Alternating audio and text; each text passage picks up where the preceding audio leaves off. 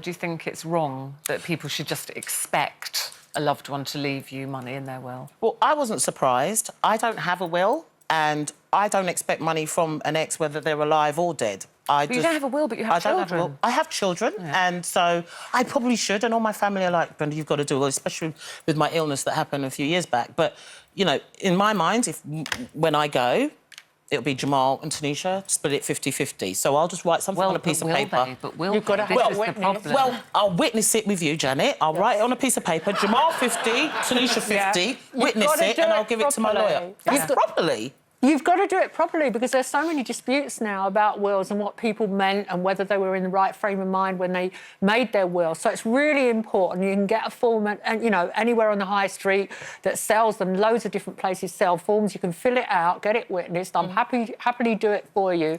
But you are doing your kids a favour by doing the will, because what you don't want to happen is anything happen to you, and then it takes months and they're arguing. You just don't know. Even when people say, oh, I'd never fall out with my family or I'd never fall out with my siblings, you know, sometimes when money's involved, and it's not always money, is it? I mean, sometimes it's things. Right. So you might just say, well, look, you know, the house would be sold or whatever, they get 50-50. But there might be special things like a special bracelet or that ring you're wearing. And then one of the kids goes, oh, I want mum's ring. And then the other one goes, well, I want mum's ring. You know, so sometimes I think if there are items in your family, like a special painting that's always been in the family, those are the kind of things often that families can fall out about, not just money. And often do. Well, there was a survey done recently, and 24%, almost 1 in 4 of the people asked said they would challenge a loved one's will if they didn't agree with it and they felt that there was something wrong in it. And then think about taking the cases to court. That's really, really expensive.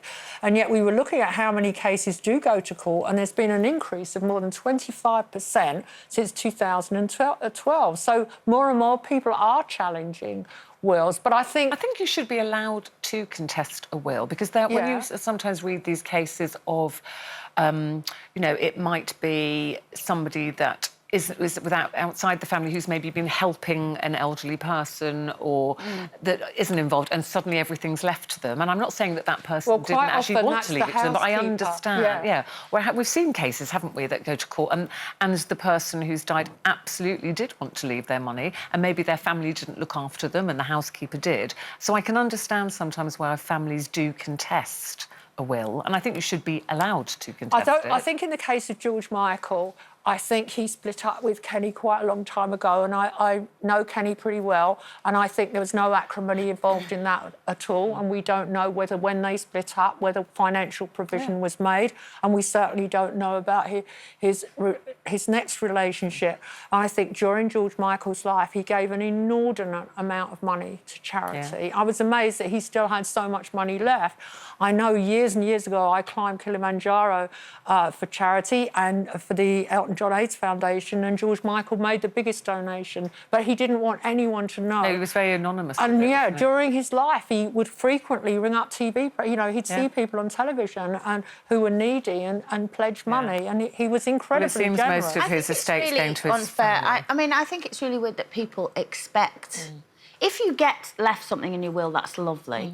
But I hate people that expect, you know, that go, well, of course, I don't need to work because when they pass, I'll be loaded or whatever. And I understand it is nicer for the family if you've sorted it all out.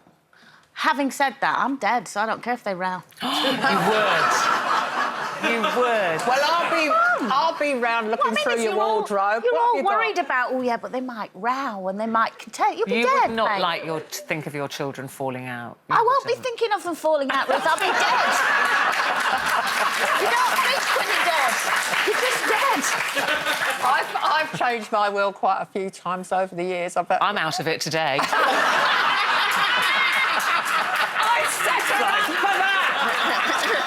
Yes, there was provision in my will, as they say, for my friends to have a party. Well, that list had just been edited down, Ruth Langsford. No, I have. It is quite you could spend ages fiddling around with your will, but I mean, the main thing is to make sure that you're home and your bank accounts go to the people you want them to get money, and obviously George Michael has done that. But when it comes to possessions, I mean, really, you're right, Coleen. Hayley says, if I got money from all my exes, I'd be very rich indeed.